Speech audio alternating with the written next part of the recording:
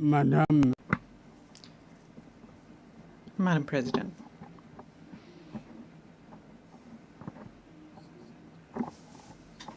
I was entrusted with the honor on behalf of His Excellency Paul Biya, President of the Republic of Cameroon, Head of State, and he instructed me to speak in his name. Allow me, therefore, to renew Cameroon's warm congratulations on your election as President of the 80th session of the General Assembly of our organization. Your diplomatic experience and vision, which encourage us to unite our efforts for a better future, are guarantees of success for both your mandate and deliberations throughout this session. You can count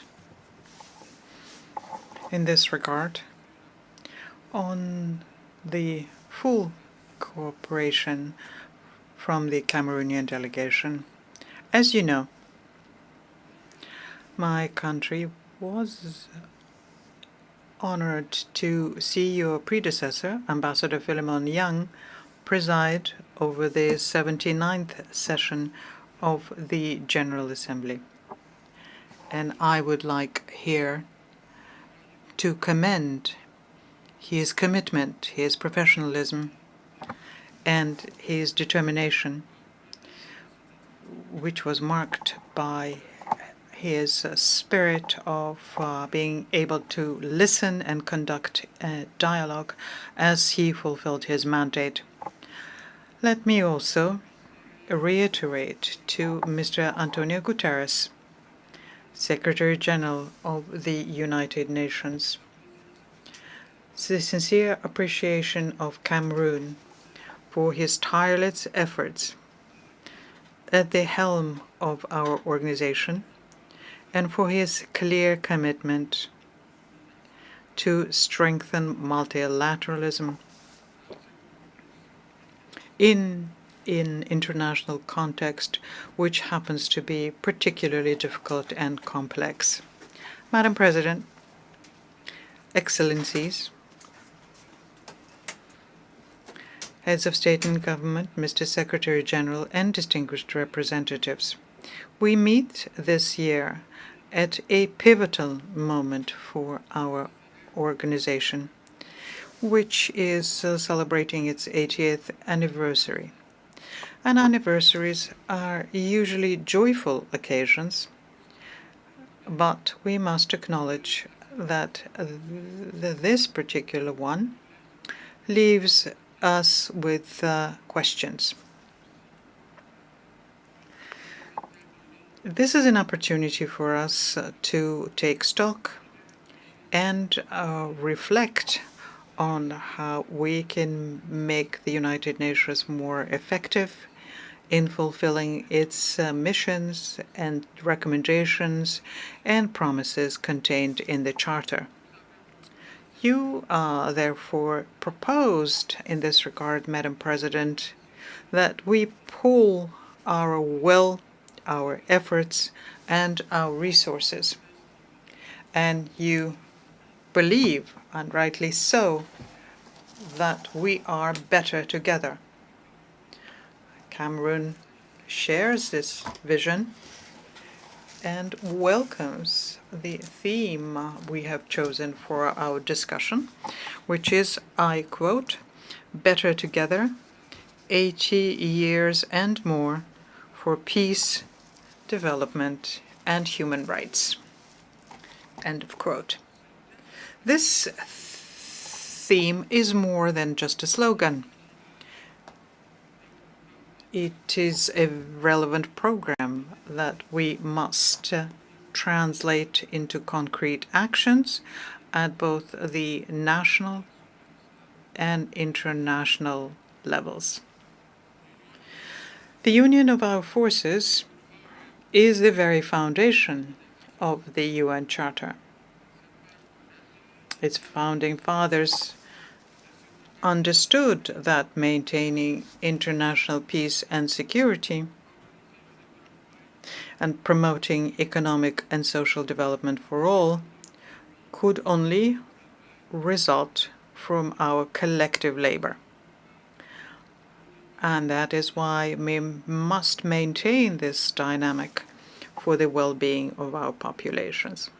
Madam President, the UN was created to be, at the same time, a beacon of hope, a forum for dialogue, and a catalyst for concrete actions so as to build a more just, safer, and more united world. And 80 years later, it is useful, as I mentioned earlier, it is useful to take stock and draw lessons for the future. So the following questions arise here. Have we succeeded? Have we managed to shield our peoples from the fear of war,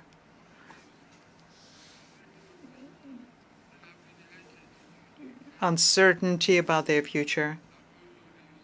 Have we succeeded to shield our peoples from famine? The current international situation, which is marked by numerous crises, offers a clear and negative answer to these questions. Indeed, in 2025, the global security environment remains, unfortunately, characterized by a proliferation of conflicts and threats of all kinds to human security, including the nuclear threat, which we once thought to be a thing of the past. Whether in Europe, Central Asia, the Middle East, Latin America, or Africa,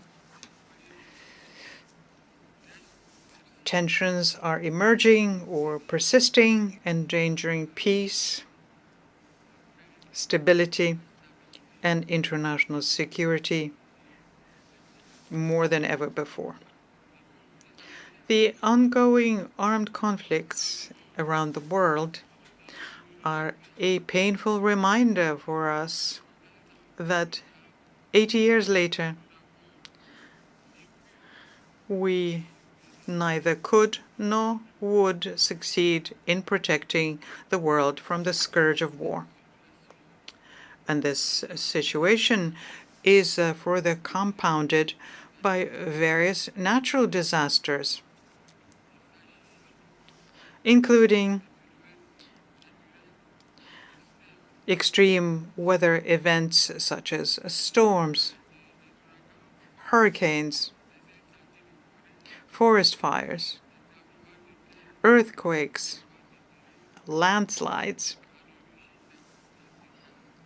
which cause significant material damage and loss of human lives, not to mention various pandemics on that list. The world will only meet the challenge of development if it first wins the challenge of peace. We have a historic responsibility to choose.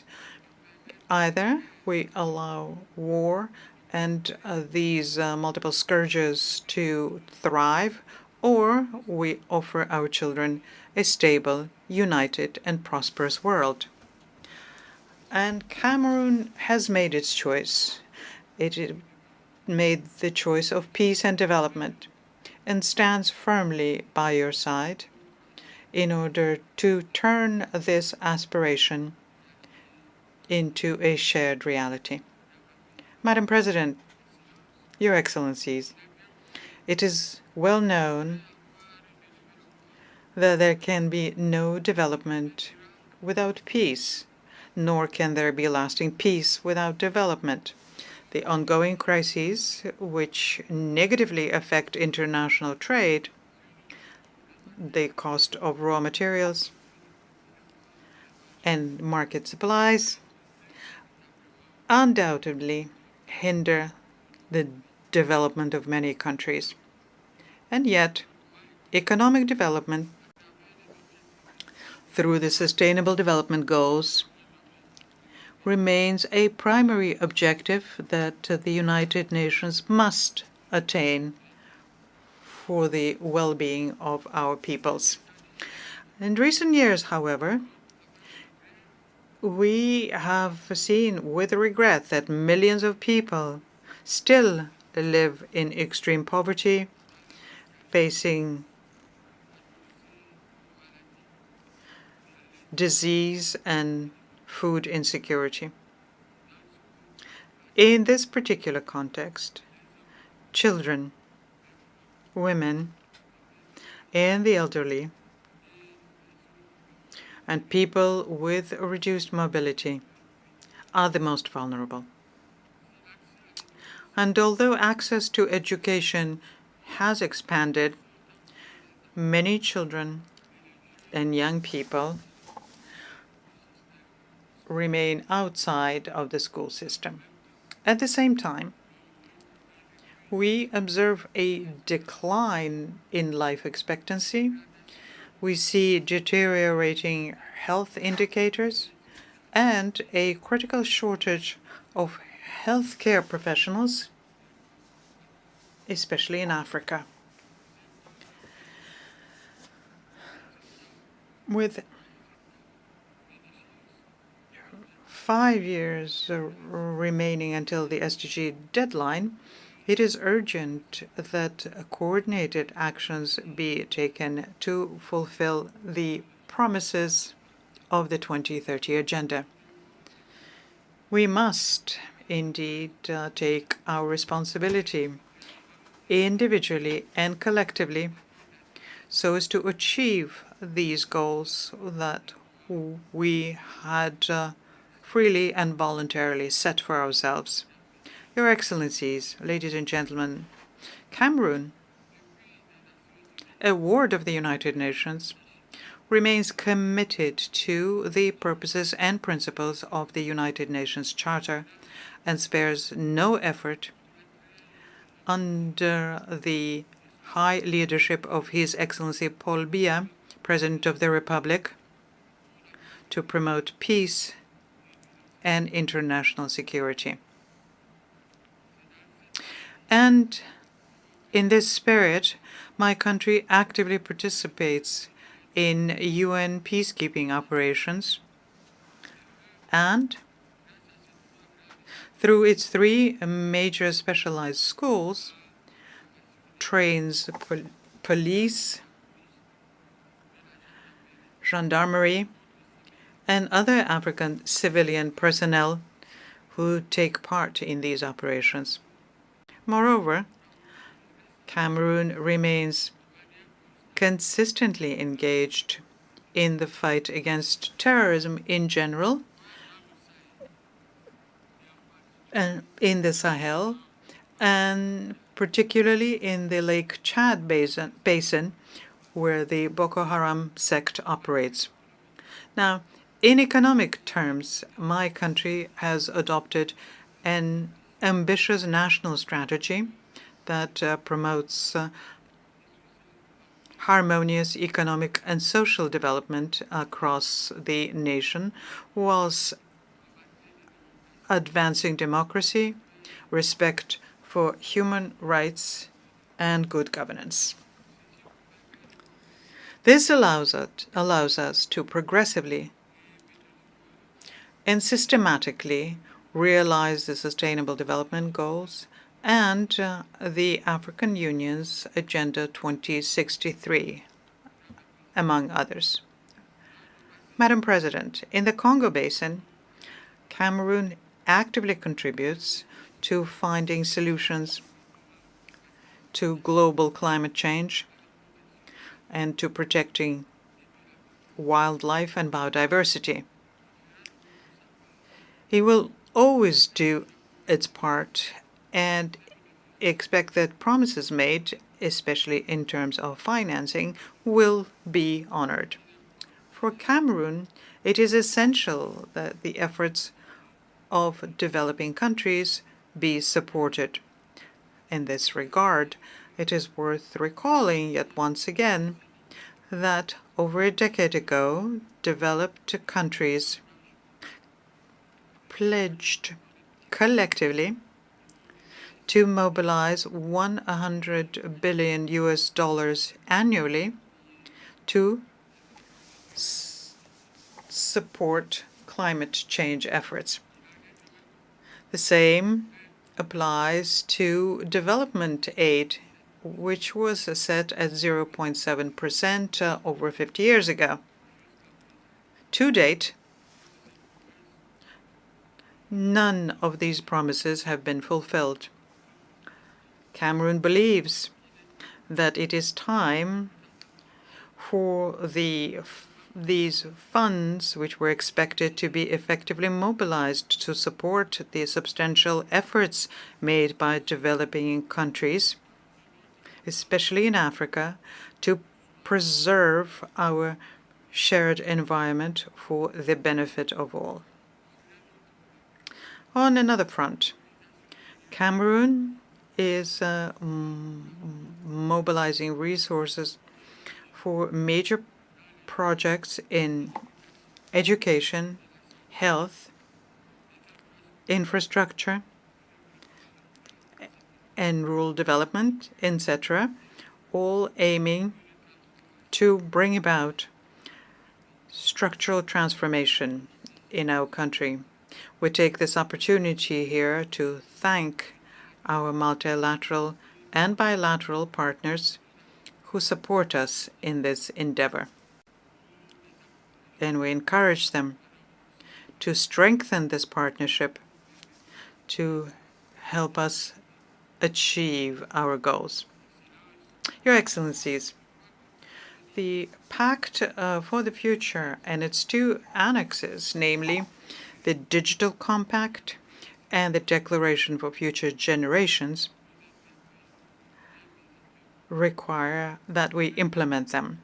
Similarly, the recent final documents that came out of the Nice and the Seville conferences, as well as the Yaoundé Declaration on Sustainable Blue Economy in the Gulf of Guinea, reaffirm commitments